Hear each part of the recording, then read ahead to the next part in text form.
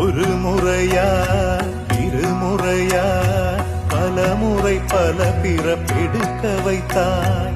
புதுவினையா பழவினையா கணம் கணம் தினம் என்னை துடிக்க வைத்தாய். பொருளுக்கு அலைந்திடும் பொருளற்ற வாழ்க்கையும் துரத்துதே. உன் அருள் அருள் அருள் என்று அலைகின்ற மனம் இன்று பிதற்றுதே.